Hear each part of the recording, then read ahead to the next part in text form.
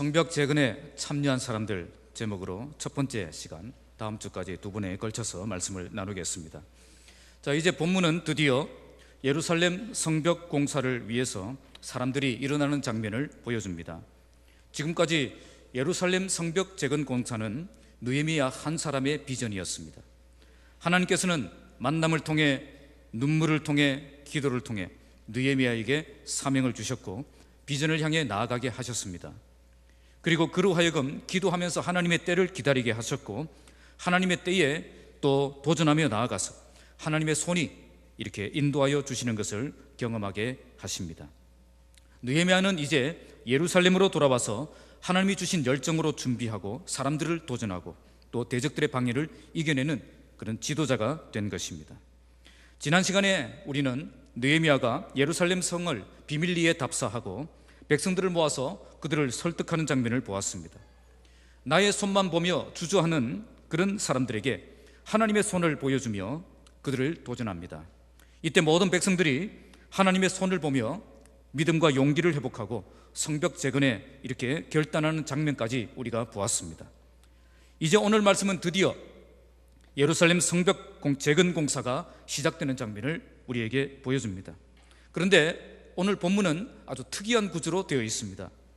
대부분 공사가 완공된 뒤에 그 공사에 헌신한 사람들의 이름을 보통은 이야기를 하는데, 여기서는 느헤미야는 공사에 참여한 명단을 먼저 말하고 그 다음에 공사 과정을 뒤에 말하고 있습니다. 그래서 오늘 느헤미야 3장은 성벽 재건 공사에 헌신했던 사람들의 명단을 말씀하고 4장에서 6장까지는 예루살렘 성벽 재건 공사의 그 과정들을 말씀합니다. 이렇게 명단을 먼저 말씀하신 이유가 무엇이겠습니까? 그만큼 오늘 이 사역이 중요한 사역이고, 그리고 어려운 조건 속에서 헌신한 일꾼들의 그 섬김이 아주 귀한 헌신이었다는 것을 이렇게 하나님께서 우리에게 보여주신 것입니다. 그러면 이 사역이 왜 이렇게 귀한 사역이었습니까? 예루살렘 성벽은 단지 하나의 도시를 안전한 도시로 세우는 것으로 끝나는 것이 아니라 하나님의 나라의 회복을 상징하는 그런 건축이기 때문입니다. 당시 이스라엘 사람들은 하나님의 심판을 받아서 바벨론의 공격으로 성전이 무너지고 성벽이 무너지고 포로로 잡혀가는 그런 수모를, 엄청난 시련을 겪어야 했습니다. 그런데 이제 하나님의 그 징계의 기간, 시련의 기간이 끝나고 회복의 역사가 시작되는 것입니다. 가장 먼저 그들은 성전을 회복했습니다. 그걸 통해서 참된 신앙 공동체를 회복한 것입니다. 그런데 아직 성벽이 무너진 상태로 있습니다. 이것은 그들의 신앙은 회복되었는데 그들의 풍성한 삶은 아직 회복되지 못했다는 것을 의미하는 것입니다. 참된 회복은 신앙을 회복한 뒤에 풍성한 삶을 회복하는 것입니다. 예수님도 내가 온 것은 양으로 생명을 얻게 하고 더 풍성히 얻게 하려는 것이다 라고 말씀합니다. 예수님은 이 땅에 생명만 주시기 위해서 오신 것이 아니라 풍성한 삶을 주시기 위해서 오신다는 것입니다. 이것은 우리가 예수님을 믿고 구원을 받은 뒤에 풍성한 삶을 회복해야 한다는 것을 우리에게 보여주는 것입니다. 그래서 오늘 본문에 나오는 이 사람들의 헌신은 하나님 나라의 온전한 회복을 위해서 또 필요한 그런 중요한 헌신이었던 것입니다. 그래서 성경은 이들의 이름을 지루할 정도로 이렇게 꼼꼼하게 다 기록해주고 있습니다. 이걸 통해서 하나님의 나라의 회복은 이렇게 많은 사람들의 헌신을 통해서 이루어진 것임을 우리에게 보여주고 있는 것입니다. 오늘 우리는 본문 1절에서 13절까지의 말씀을 통해서 이들이 어떤 참여를 했고 어떤 헌신을 했는지 살펴보려고 합니다. 오늘 그들의 헌신은 갈등을 극복하고 참여한 헌신이었고, 그리고 모든 손들이 일어나 헌신한 헌신이었고, 남다른 열정으로 참여한 헌신이었고, 다양한 계층들이 함께 모여 작은 힘이라도 보태어서 동참하는 그런 헌신이었습니다. 이런 헌신을 통해서 불가능하게 보였던 예루살렘 성벽 재건 공사가 단 52일 만에 완공되는 놀라운 성과를 거두게 된 것입니다. 그들은 누구보다 연약한 손을 가지고 있었지만 누구보다 강력하게 하나님의 일을 감당해낼 수 있었습니다. 나의 이 연약한 손이 함께 모여 이렇게 주의 일에 동참할 때 이렇게 놀라운 역사가 일어날 수 있다는 사실을 보여주고 있는 것입니다. 오늘 이 말씀을 통해서 우리 안에 참된 회복이, 참된 헌신이 회복되어지고 참된 회복의 역사가 일어나서 그래서 우리 교회가 아름다운 하나님의 교회로 세워지는 역사가 일어나기를 주님의 이름으로 축복합니다. 먼저 첫 번째는 갈등을 극복하고 참여한 헌신입니다. 1절 함께 읽겠습니다. 시작. 그때에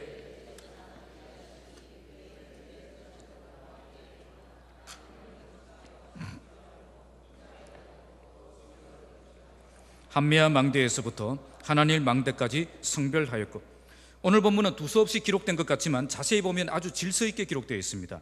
본문의 구성은 북쪽 성벽을 기점으로 해서 서쪽으로, 그리고 남동쪽으로, 그리고 마지막 동쪽으로 이렇게 차례차례 성벽 재건에 헌신했던 그 사람들의 명단을 기록하고 있습니다. 먼저 본문은 1절에서 5절까지의 말씀은 북쪽 지역의 성벽 재건에 헌신한 사람들의 명단을 살펴보겠습니다. 당시 예루살렘 성벽은 이 감자처럼 생겼어요. 감자처럼 둥근 모양으로 이렇게 생겼습니다. 가운데가 볼록 들어간, 이렇게 되어 있는데 어느 지역을 먼저 기록해도 상관없습니다. 남쪽부터 기록해도 상관없고 동쪽부터 기록해도 상관없고. 그런데 느헤미야는 북쪽 지역을 가장 먼저 기록합니다. 왜 그랬을까요? 이 북쪽 지역은 사마리아 지역과 인접한 그런 지역이었기 때문에 가장 위험한 지역이었고 가장 어려운 지역이었습니다. 그래서 오늘 본문에도 나오지만 여기에는 한메아 망대와 하나넬 망대가 두 개가 있습니다. 예루살렘 성벽 전체에 망대가 3개밖에 없는데 여기에 2개가 있다는 거예요. 그만큼 대적들의 공격에 큰 위협을 느끼고 있는 곳입니다. 이런 곳에 누가 헌신했습니까? 바로 대제사장 엘리야십이 그의 형제 제사장들과 함께 헌신했다는 겁니다. 사실 대제사장 엘리야십은 느헤미야에게는 좀 껄끄러운 인물이었습니다. 그는 느헤미야를 가장 힘들게 했던 산발락과 도비야와 가깝게 지낸 사람입니다. 산발락과는 사돈 관계입니다. 당시 제사장들은 느헤미야가 총독으로 부임하는 것을 못마땅하게 생각했습니다. 왜냐하면 자기들이 치리하고 있었거든요. 성벽 재건을 방해하던 산발락과 도비야 일당들과 계속 유대 관계를 맺으며 이렇게 연락을 주고받고 있었습니다. 그렇다면 이 대제사장은 엘리야십은 느헤미야와 관계가 좋지 않았지만 하나님의 일에 대한 열정이 있었던 사람이라고 볼 수가 있습니다. 엘리야십은 관계를 극복하고 주의 일을 함께 할 수 있는 그런 사람이었던 것입니다. 하나님의 나라 회복이라는 중요한 목적을 향해서 내 감정을 내려놓고 함께 동참할 수 있는 그런 사람이었다는 겁니다. 그래서 느헤미야도 그의 이름을 가장 먼저 기록해 줍니다. 비록 그가 온전한 느헤미야의 사람은 아니었지만 그래도 가장 위험한 지역을 맡아서 모범적으로 헌신해 주었기 때문에 그의 이름을 가장 먼저 기록해서 명예를 안겨주고 있는 것입니다. 느헤미야 역시 나와 어떤 관계인가를 먼저 생각한 것이 아니라 그가 어떤 일에 헌신했는가를 먼저 생각하는 그런 사람이었던 것을 보여주는 것입니다. 그래서 이 두 사람이 함께 협력해서 사역을 감당할 수 있었던 것입니다. 오늘 교회 안에 이 관계 때문에 하나님의 일이 무너지는 일이 얼마나 많습니까? 관계가 깨어지면 아무리 중요한 일이라도 협력하지 않는 것을 우리가 볼 수 있지 않습니까? 그래서 마귀는 이 관계를 깨뜨려서 주의 일을 방해하는 그런 역사를 많이 일으킨다는 거예요.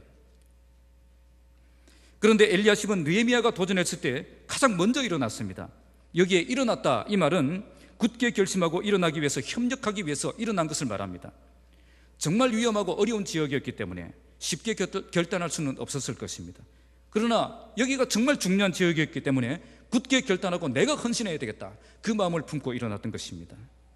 특히 이 지역은 제사장들에게는 중요한 지역이었습니다. 양문은 요르단 광야에서 키우던 양들을 예루살렘으로 데려오는 문입니다. 그 이유는 여기가 성전과 가깝기 때문입니다. 그래서 이 문은 성전에서 드리는 그 예배와 밀접한 관계가 있는 그런 제사장에게는 없어서는 안 될 그런 중요한 문이었던 것입니다. 그래서 엘리야십은 여기가 사마리아와 인접한 지역이라 가장 먼저 공격을 받을 수 있는 그런 위험한 지역이었지만 하나님을 예배하기 위해서 꼭 필요한 문이었기 때문에 그들이 가장 먼저 일어나서 가장 먼저 헌신했던 것입니다.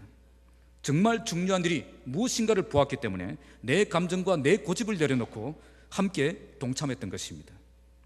오늘 우리가 신앙생활을 함께 하면서 생각이 다를 수 있고 방향이 다를 수 있고 또 방법도 다를 수 있습니다. 때로는 관계가 깨어져서 원수보다 더 미운 관계가 교회 안에는 있을 수가 있습니다. 교회도 사람들이 모인 공동체이기 때문에 이런저런 문제들이 발생할 수 있고 이런저런 갈등들이 일어날 수 있다는 겁니다.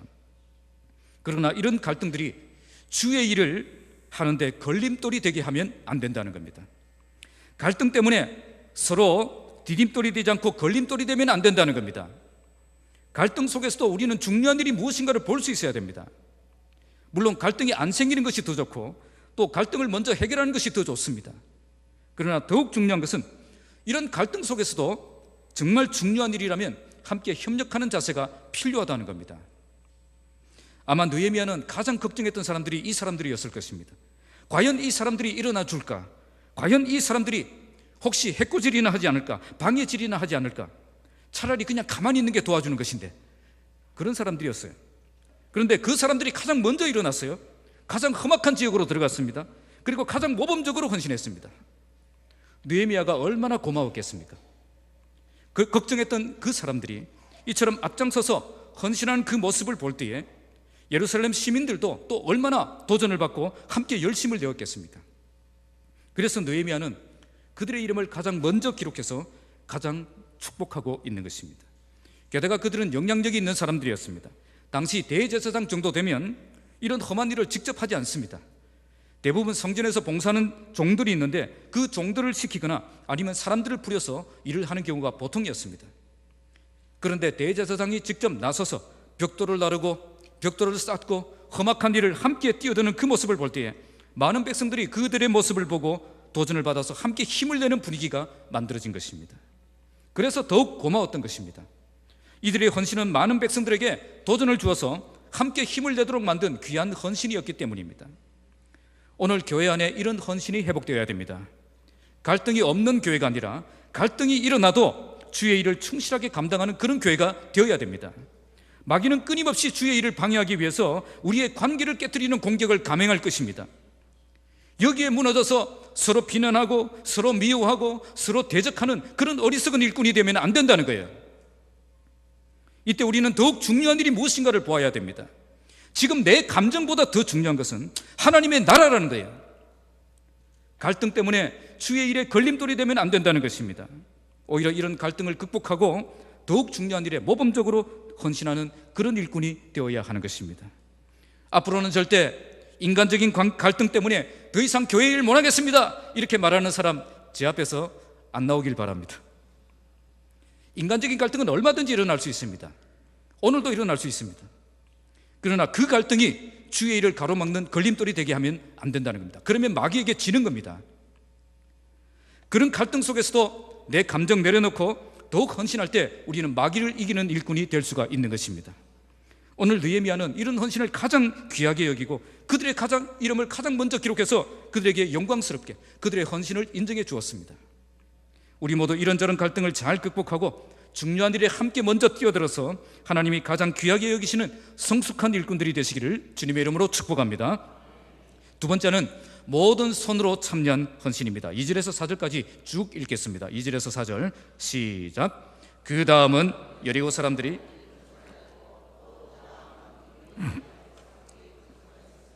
어무는 하스나의 자손들이 건축하여 그 들보를 얹고 문짝을 달고 자물쇠와 빗장을 갖추었고 그 다음은 학고스의 손자 우리아의 아들 무레못이 중수하였고 그 다음은 무세사벨의 손자 비레가의 아들 무술람이 중수하였고 그 다음은 바나의 아들 사독이 중수하였고 여기에 그 다음은 이라고 되어 있죠. 오늘 본문에 그 다음은 이라는 말이 몇 번 나올까요? 한번 집에 가서 세어보시기 바랍니다. 제가 세어보니까 31번이 나옵니다. 그런데 이 표현은 히브리어에서 손이라는 단어가 들어가 있습니다. 그래서 직역하면 그의 손까지라는 뜻입니다. 이걸 우리말 성경은 의역해서 그 다음은 이렇게 번역한 거죠. 사실은 그 다음 손까지라는 뜻입니다.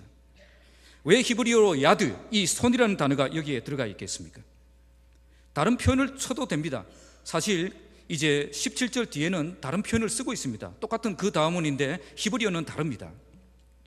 왜 야드, 이 손을 넣었겠습니까? 그들은 이전에 자기들의 그 연약한 손만 보며 자신감을 잃고 포기하고 있었습니다. 이때 느헤미야는 자기들과 함께 하신 그 하나님의 손을 보여주시죠. 이때 그들은 그 하나님의 손을 보고 모두 힘을 내어서 그들의 손으로 일어나자 그렇게 결단하는 장면을 우리가 지난 시간에 보았습니다. 하나님의 손을 보는 순간 그들의 믿음이 회복되어서 그들의 손이 하나님의 일을 하는 손이 되었다는 겁니다. 그래서 느헤미야는 그냥 그 다음은 이렇게 해도 되는데 그 다음 손까지라고 기록했던 것입니다. 하나님의 손을 보며 믿음과 용기를 회복해서 이제 그들의 손이 다 일어나서 하나님의 일을 하는 손이 되었다는 겁니다. 그런데 그 손이 어떻게 주의 일을 하고 있습니까? 그 다음 손이 나타날 때까지 자기 위치에서 자기 사명을 감당하는, 그런 사명을 감당하고 있는 모습을 볼 수가 있습니다. 그러니까 대제사장 엘리야십은 제사장들은 여리고 사람들이 손이 보이는 곳까지, 여리고 사람들은 아모리 아들 삭굴의 손이 보이는 곳까지 동참했다는 거예요. 이런 연결점이 3장 전체에 걸쳐서 31번이나 기록되고 있다는 거죠. 이건 느헤미야가 성벽 재건 공사를 진행할 때 모든 일꾼들에게 할 일을 정해주고 할 장소를 정해주고, 그래서 모든 사람들이 자기 위치가 있었고 자기가 해야 될 일이 있었다는 겁니다.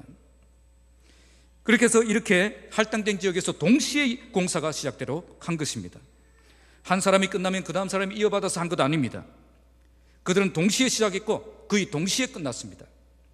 그래서 각 사람들은 자기가 맡은 지역과 사역만 감당하면 예루살렘 성벽 전체가 이렇게 공사가 잘 맞춰지도록 그렇게 헌신했던 것입니다. 이처럼 예루살렘 성벽 공사는 모든 사람들이 그들의 손으로 직접 참여했던 공사였습니다.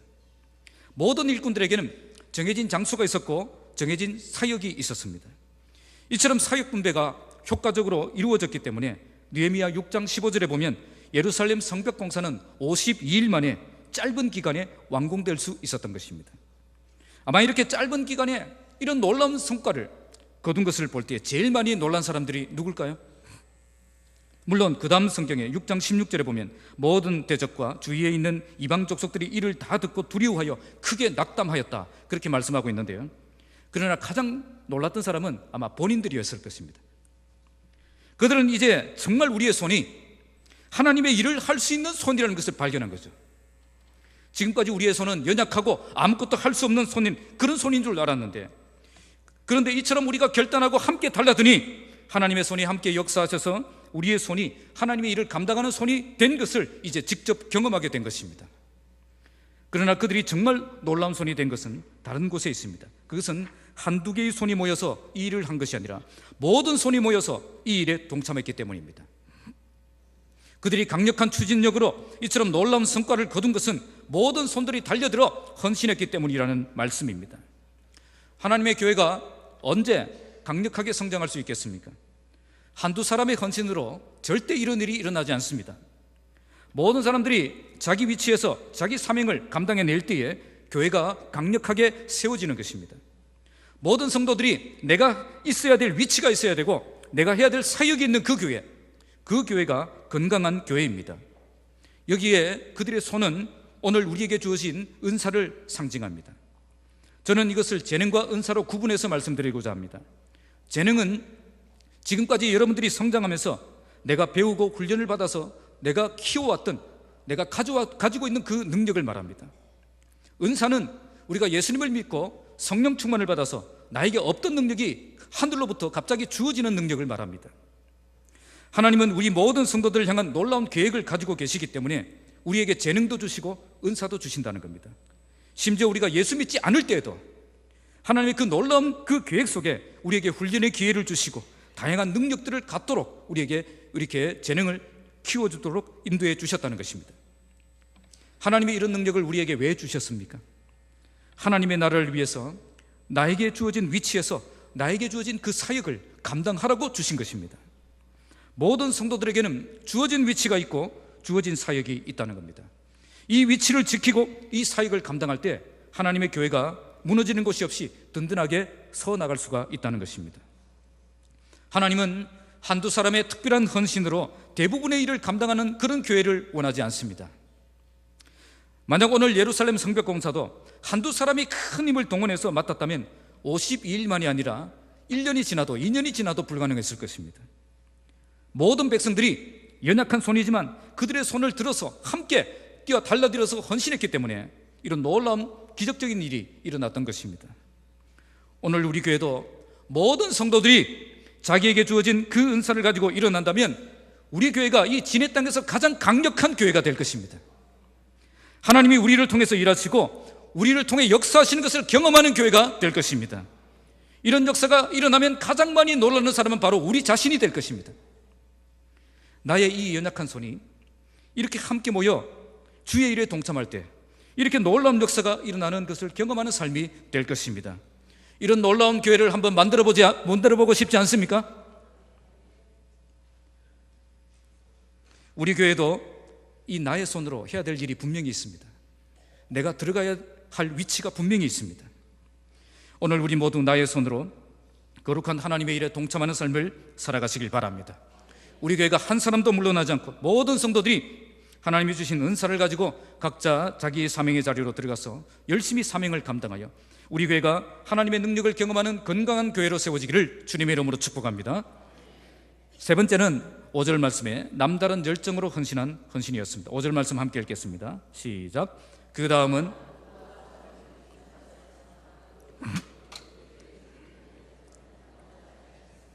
자, 오늘 본문에 드고아 사람들이 등장합니다. 드고아 사람들은 예루살렘으로부터 약 18km 정도 떨어진 마을에 정착해서 살고 있는 사람들입니다. 구약시대 드고아는 선지자 아모스의 고향으로 유명한 곳입니다. 그들은 예루살렘 시민은 아니었지만 멀리 달려와서 이처럼 함께 공사에 동참했던 것입니다. 여기에 특별한 지도자의 이름이 나오지 않습니다. 그 이유는 그들은 지도자 없이 스스로 참여했기 때문입니다. 그러나 그들은 유력한 지도자가 없어도 그들의 일을 훌륭하게 감당해내었습니다. 뿐만 아니라 27절을 보시면 그들은 자기 일을 다 감당한 뒤에 또 다른 지역을 또 맡아서 감당하는 것을 볼 수가 있습니다. 그러니까 이 드고아 사람들은 엄청난 열정이 있었던 거죠. 사실 이 공사는 자기들의 일이 아니었습니다. 예루살렘 성벽이 재건된다고 해서 특별히 자기들에게 좋은 일이 없다는 거예요. 그럼에도 불구하고 그들은 멀리 달려와서 자기가 맡은 일 다 감당하고 또 한 지역을 더 맡아서 감당하는 그런 열정을 보여주고 있다는 겁니다. 그런데 그 귀족들은 어떻게 했죠? 그 귀족들은 그들의 주인들의 공사를 분담하지 아니하였으며, 공사를 분담하지 않았다. 이 목에 직접 이 짐을 지고 나른다 하는 그런 뜻인데요, 이것은 귀족들이 예루살렘 성벽 재건 공사에 아예 동참하지 않았다는 뜻입니다. 모든 백성들이 달라붙어서 성벽 재건 공사에 동참할 때 이들은 왜 이렇게 했겠습니까? 그들이 살고 있던 이 드고아라는 마을의 위치 때문입니다.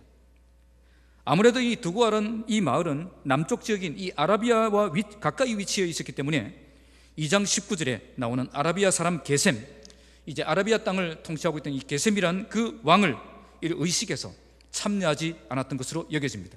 게셈에게 괘씸죄에 걸리면 안 되겠죠. 사실 이 바벨론 포로에서 돌아온 이스라엘 백성들은 주변 나라와 긴장 관계가 될 수밖에 없었습니다. 이런 상황 속에서 이 아라비아와 인접한 드고아 귀족들은 아무래도 아라비아 왕 게셈과의 그 관계를 악화시킬 필요가 없었던 겁니다. 그래서 그들은 이 세상적인 욕심 때문에 하나님의 일에 동참하지 않는 것을 볼 수가 있습니다. 그러나 이런 결정이 결국 그들을 어떻게 만들었죠? 오늘 본문에 보면 그들의 주인들의 공사 이렇게 돼 있죠. 우리말 성경은 그냥 아무 의미 없이 읽도록 번역되었지만 히브리어 원문은 장음복수형이라고 해서 하나님을 나타낼 때 쓰는 표현입니다. 결국 하나님을 주인으로 인정하지 못한 그런 삶을 살게 된 것입니다. 세상을 더 사랑하는 그 욕심이 참된 인생의 주인 대신 그 하나님을 정확하게 바라볼 수 없게 만든 것입니다. 그래서 세상에서는 평안하고 안전하게 지낼 수 있었을 것입니다. 그들이 미워하는 이 느헤미야와 함께 손을 잡지 않았기 때문에 그들은 같은 편이라고 인정해주고 친구처럼 대해주었을 것입니다. 그러나 그렇게 세상의 욕심을 따라 선택한 그들의 그 선택이 어떤 결과를 만들었습니까? 오늘 본문은 하나님의 나라를 위해서 헌신한 일꾼들의 그 명예로운 이름들이 기록되어 있습니다. 그런데 그들의 이름은 어떻게 기록되어 있습니까? 그들은 하나님의 일에 충성하지 않았던 불명예스러운 이름으로 영원히 성경에 기록되어 버린 것입니다. 만약 그들이 세상의 안전과 욕심을 버리고 하나님의 나라를 위해 충성하였다면 오늘 이 성경 말씀에 그들의 이름이 기록되어 영원히 빛나는 이름이 되었을 것입니다. 그러나 그들은 하나님을 주인으로 선택하지 않고 세상을 주인으로 선택하는 바람에 수치스러운 이름이 되어서 불명예스러운 자리에 세워지고 만 것입니다. 아마 그들은 귀족들이었기 때문에 재산들이 많았을 것입니다. 권력도 가지고 있었을 것입니다. 부릴 수 있는 종들도 많았을 것입니다. 그러나 그들은 조금도 헌신하지 않았고 조금도 뛰어들지 않았습니다. 하나님이 나에게 물질을 주시고 권력을 주시고 사람들을 맡겨주신 그 목적을 전혀 생각지 못한 그런 인생을 살고 있었던 것입니다. 도리어 그들의 관심은 오직 이 땅에서 안전하게 살고 행복하게 살고 풍족하게 사는 그것에 있었습니다. 그들은 행복을 위해서라면 무슨 일이든 할 수 있었지만 하나님을 위한 일이라면 조금도 움직이지 않는 그런 삶을 살고 있었다는 겁니다. 남의 일처럼 그렇게 쳐다보시는데 이게 저와 여러분들의 문제 아닙니까? 결국 그들의 이런 선택이 불명예스러운 자리에 서게 만든 것입니다. 하나님이 그들을 귀족이라는 자리에 세워주신 목적이 무엇이겠습니까? 그들에게 권력을 주시고 물질을 주시고 종들을 주신 목적이 무엇이겠습니까? 더 많은 일을 감당하고 더 많은 일에 뛰어들라고 그런 축복을 주셨다는 겁니다. 그런데 일반 사람들이 갖지 못한 능력을 주셨다면 일반 사람들이 하지 못하는 그런 헌신을 해야 되는데 그들은 일반 사람들보다 더 못한 그런 수준의 삶을 살고 있었다는 거예요. 대부분의 성경학자들은 이 본문을 오늘 교회의 중직자들에게 적용하고 있습니다. 믿어지지 않으면 제가 주석 보여드릴 테니까 와서 보십시오. 하나님께서 오늘 우리에게 중요한 직분을 주셨다면 그만큼 더 헌신하라고 주신 직분이라는 겁니다. 그래서 일반 평신도 수준에서 헌신할 것이 아니라 정말 남다른 그런 열정을 가지고 헌신해야 된다는 겁니다. 그런데 오늘 이 귀족들은 평민들 수준에도 미치지 못하는 그런 모습을 보여주고 있습니다. 반면에 드구아 사람들은 어떻게 했습니까? 지도자가 헌신하지 않았음에도 불구하고 남다른 열정을 가지고 헌신하고 있습니다. 그들은 자기의 일만 감당하는 정도가 아니라 그 일을 완벽하게 먼저 끝내고 또 다른 일에 또 도전해서 남들을 도와주는 그 일을 열정을 보여주고 있는 것입니다. 일반 백성들은 이처럼 땀을 흘리며 하나님의 나라를 위해서 헌신하고 있는데 앞장서서 모범을 보이고 이끌어야 될 그 귀족들이 뒤로 빠져서 게으름을 부리고 있었다는 겁니다. 정말 하나님의 나라를 위해서 헌신해야 되겠다는 그 생각은 눈꼽만큼도 없는 그런 삶을 보여주고 있는 것입니다. 그런데 이처럼 지도자들이 실망스러운 모습을 보여주어도 드구아 사람들은 전혀 무너지지 않았습니다. 도리어 그들은 더욱 남다른 열정으로 일어났습니다. 지도자들이 일어나지 않는다고 그들도 일어나지 않았던 것이 아닙니다. 지도자들이 일어나지 않아도 그들은 스스로 일어났던 것입니다. 서로 격려하며 서로 위로하며 서로 도전하며 서로 붙들어주며 함께 일어나서 남다른 그런 헌신의 모습을 보여주었던 것입니다. 우리가 주의 일을 하면서 가장 실망할 때가 언제입니까? 나는 열심히 하는데 목사님이 가만히 있으면 짜증나죠. 나는 열심히 하는데 중직자들이 열심히 일하지 않으면 정말 열받죠. 나는 순수한 믿음으로 살아가려고 하는데 지도자들의 그 거짓된 모습을 보면 실망하게 되어 있습니다. 이런 상황을 만나면 그냥 나도 다 때려치우고 그냥 편하게 살고 싶은 때가 많지 있지 않습니까? 지금도 교회 안에는 이 지도자들 때문에 실망하고 상처받고 시험에 든 사람들이 많습니다. 그러나 우리는 어떤 실망스러운 그런 일을 만나도 우리의 열정을 잃어버리지 않고 나의 위치를 지키고 남다른 열정을 가지고 더욱 충실하게 나의 사명을 감당하는 삶을 살아야 되는 것입니다. 빌립보서 2장 4절은 이렇게 말씀합니다. 각각 자기 일을 돌아볼 뿐더러 또한 각각 다른 사람들의 일을 돌아보아 나의 기쁨을 충만하게 하라. 오늘 드구아 사람들은 남다른 열정을 가지고 자기 일에 충실했을 뿐 아니라 다른 사람들의 일까지 돌아보며 함께 감당하는 그런 삶을 통해 주님의 기쁨이 되는 삶을 살았습니다. 오늘 우리 교회 모든 성도들이 이런 열정을 가지고 함께 동력하는 그런 삶을 살아가시기 바랍니다. 남들이 이끌어 주어야 겨우 일어나는 그런 수준에서 삶에서 이제는 벗어나기 바랍니다. 왜 아멘 안 합니까? 남들이 이끌어 줘야 겨우 일어나겠습니까? 스스로 일어나서 도리어 실망스러운 그 상황을 만나도 시험 드는 일을 만나도 조금도 흔들리지 않고 더욱 남다른 열정을 가지고 헌신하는 삶을 살아가시기 바랍니다. 특히 모든 직분자들, 오늘 이 귀족처럼 세상의 욕심 때문에 주의 일을 게을리하는 삶을 살아서는 안 됩니다. 직분자들이 정말 남다른 열정을 가지고 헌신하는 삶을 보여줘야 됩니다. 직분자들의 실망스러운 삶을 통해서 다른 사람들에게 상처를 주고 시험에 들게 하는 그런 일이 있어서는 안 될 것입니다. 우리 교회가 모든 성도들이 남다른 열정으로 달려들어서 사명을 충실하게 감당하는 그런 교회가 되길 바랍니다. 이렇게 모든 성도들이 일어나 남다른 열정으로 달려들면 감당하지 못할 일이 없을 것입니다. 우리 모두 남다른 열정으로 나의 일을 충실하게 감당하고 다른 사람들의 사회까지 지원하는 삶을 통해 주님의 기쁨이 되는 성숙한 일꾼들이 되시기를 주님의 이름으로 축복합니다. 마지막 네 번째는 다양한 계층이 참석한 참여한 헌신이었습니다. 6절 말씀 읽겠습니다. 시작. 옛문은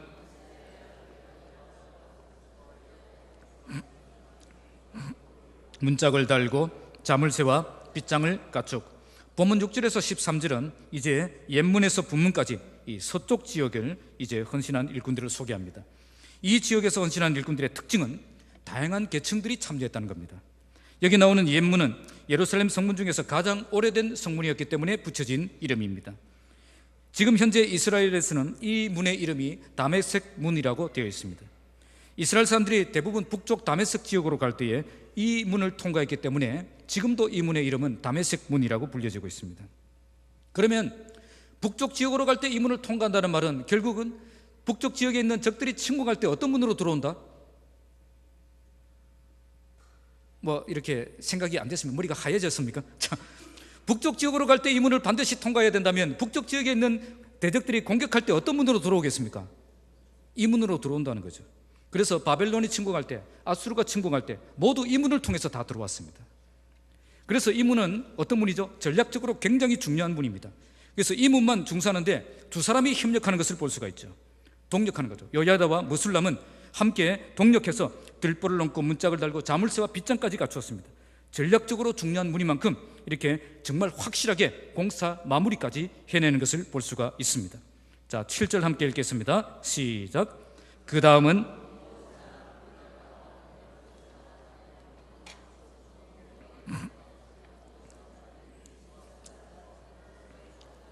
자, 여기에 기브온 사람이 미스바 사람이 등장하죠. 이들은 예루살렘 성 안에 살던 사람들이 아닙니다. 이 지역은 예루살렘으로부터 약 10km 내지 12km 정도 떨어진 곳에 살던 사람들입니다. 그들은 서로 다른 지방에 살고 있었지만 하나님의 나라를 회복을 위해서 이처럼 멀리 와서 함께 동참했던 것입니다. 여기에도 두 지방 사람들이 협력해서 한 공사를 하고 있는 것을 볼 수가 있습니다. 아마 그 지역은 적은 인원이 감당하기에 힘든 지역으로 여겨졌던 것입니다. 그래서 혼자서는 감당하기 힘든 지역이었지만 이 두 지역 사람들이 함께 달려드니까, 힘을 합해서 달려드니까 충분히 감당할 수가 있었던 것입니다. 자, 8절 말씀 읽겠습니다. 시작. 그 다음은 금장색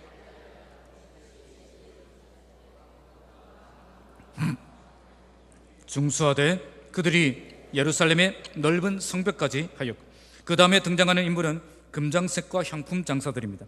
원문은 둘 다 복수형으로 쓰여져서 한 사람이 아니라 여러 사람이 동참했다는 것을 알 수 있습니다.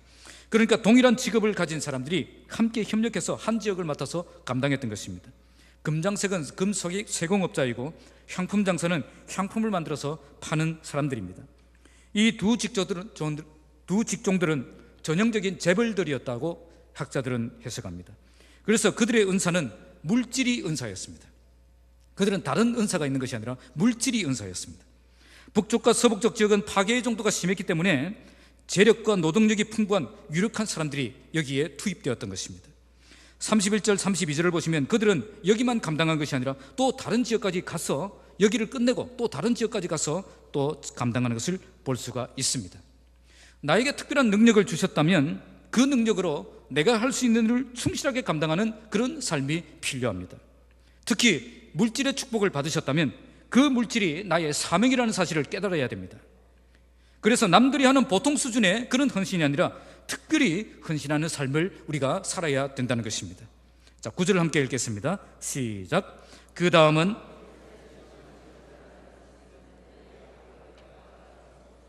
이제 등장한 인물은 예루살렘 지역을 절반을 다스리는 사람입니다. 아까도 말씀드렸듯이 이 예루살렘은 이 감자처럼 생겼어요. 가운데가 볼록 들어간 이 감자, 팔자 비슷하게 이렇게 생겼습니다. 자, 절반을 이제 다스리는데 이 사람은 총독으로 부임한 느헤미야를 도와서 이제 절반을 다스렸던 그런 고위 관리였을 것입니다. 나머지 절반을 다스리는 사람은 12절에 살룸이라는 사람입니다.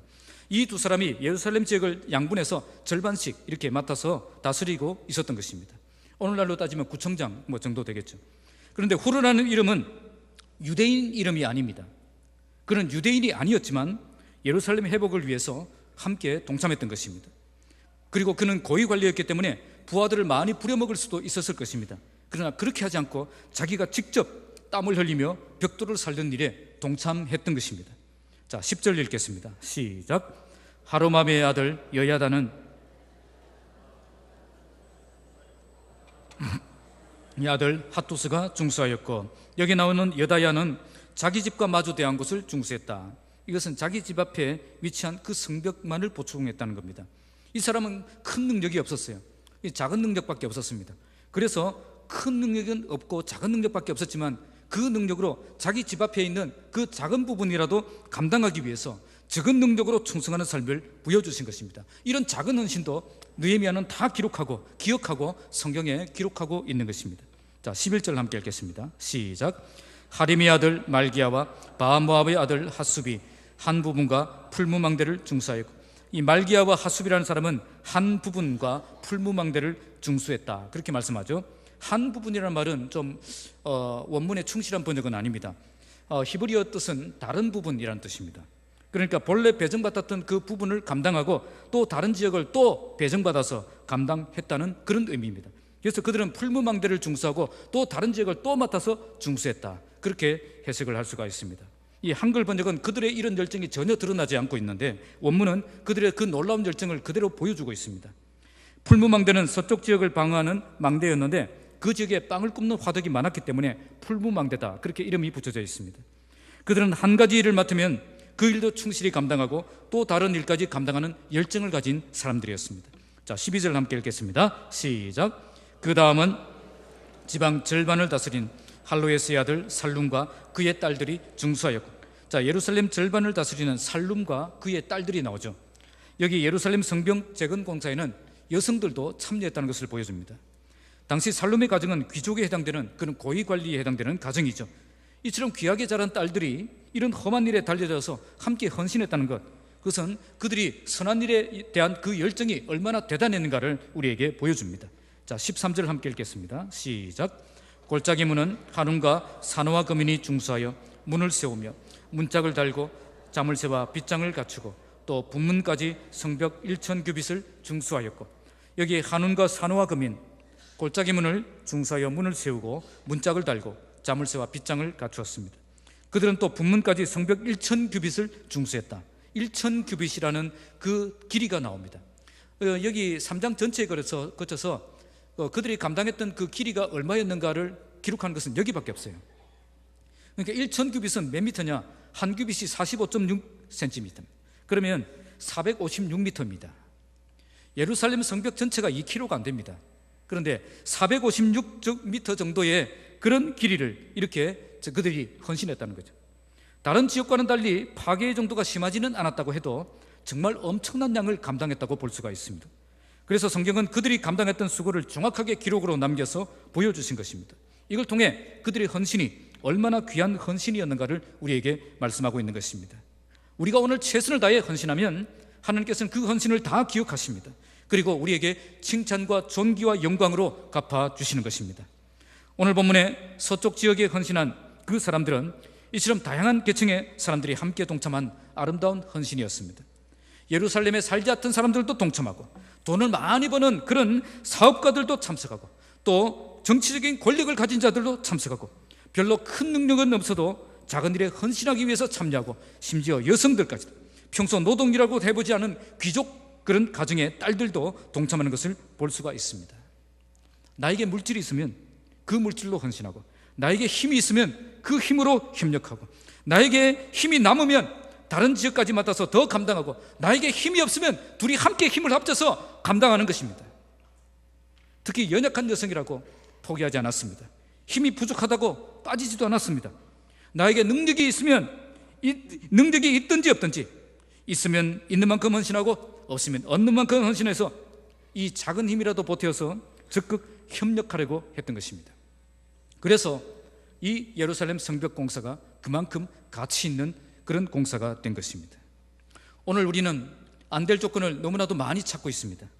나는 학생이라서 안 되고, 나는 직장이 있어서 안 되고, 어린 자녀들이 있어서 안 되고, 건강이 안 좋아서 안 되고, 이래서 안 되고, 저래서 안 되고, 우리는 너무 안 되는 조건만 그렇게 따지고 있다는 거죠. 그래서 모든 사람들이 헌신하는 그런 교회를 찾아보기가 어려운 것입니다. 오늘 서쪽 성벽 재건 공사에 참여한 헌신한 사람들을 한번 보시기 바랍니다. 그들은 자신들이 가진 안 되는 조건을 본 것이 아니라 자신들이 할 수 있는 되는 조건을 보았다는 것입니다. 우리 옆에 있는 분들과 한번 이렇게 격려합시다. 됩니다. 그렇게 도전하시면 됩니다. 안 됩니다가 아니라 됩니다. 예. 연약한 손을 가지고 있다고 해서 물러나서 포기하지 않고 작은 힘이라도 보태어서 모두가 동참하는 그런 놀라운 헌신의 모습을 보여주고 있는 것입니다. 오늘 우리 교회가 이런 헌신의 삶을 회복하시길 바랍니다. 나에게 능력을 주셨다면 그 능력 가지고 열심히 헌신하시고, 나에게 능력이 부족하다면 부족한 만큼 힘을 보태어서 헌신하시고, 그래서 우리 중에 한 사람도 빠지지 않고 작은 힘이라도 함께 보태어서 모두가 동참하는 그런 아름다운 교회가 되기를 주님의 이름으로 축복합니다. 말씀을 맺겠습니다. 오늘 본문은 예루살렘 성벽 재건에 동참한 사람들의 헌신된 모습을 우리에게 보여줍니다. 그들의 헌신은 갈등을 극복하고 참여한 헌신이었고, 모든 손이 일어나 참여한 헌신이었고, 남다른 열정으로 뛰어든 헌신이었고, 다양한 계층이 함께 작은 힘이라도 보태어서 동참하는 그런 헌신이었습니다. 이런 헌신을 통해 불가능하게만 보였던 그 예루살렘 성벽 재건 공사가 단 52일 만에 완공되는 그런 놀라운 역사가 일어났던 것입니다. 그들이 강한 손을 가졌고 충분한 조건이 되었기 때문에 이런 역사가 일어난 것 아닙니다. 그들은 누구보다 연약한 손을 가지고 있었지만 누구보다 강력한 그런 하나님의 역사를 경험하는 공동체였던 것입니다. 오늘 우리 교회가 이런 헌신과 참여를 통해서 이런 놀라운 역사를 경험하는 교회가 되길 바랍니다. 그러기 위해서 갈등을 극복하고 중요한 일에 가장 먼저 헌신하는 그런 성숙한 일꾼이 되셔야 됩니다. 남의 손만 바라볼 것이 아니라 나의 손으로 일어나서 거룩한 하나님의 일에 동참하는 교회가 되어야 됩니다. 남다른 열정으로 달려들어서 나의 일도 충실하게 감당하고 다른 사람들의 사회까지 지원하는 그런 일꾼들이 되어야 됩니다. 나에게 능력이 있든지 없든지, 있으면 있는 만큼 헌신하고 없으면 없는 만큼 최선을 다해 헌신해서 나의 작은 힘이라도 보태어서 적극 참여하려고 하는 그 마음을 회복해야 됩니다. 이렇게 우리 모든 성도들이 갈등을 극복하고 나의 손으로 일어나서 남다른 열정으로 달려들어서 내게 주신 능력을 따라 최선을 다해 동참하면 우리 교회도 강력한 하나님의 역사가 일어날 줄 믿습니다. 우리 교회가 어떤 사명도 감당해낼 수 있는 그런 건강한 교회로 성장할 줄로 믿습니다. 오늘 우리 교회 안에 참된 헌신이 회복되고 참된 회복의 역사가 일어나서 한 사람도 빠짐없이 열정을 갖고 동참하는 그런 아름다운 하나님의 나라가 되길 주님의 이름으로 축복합니다. 기도하겠습니다.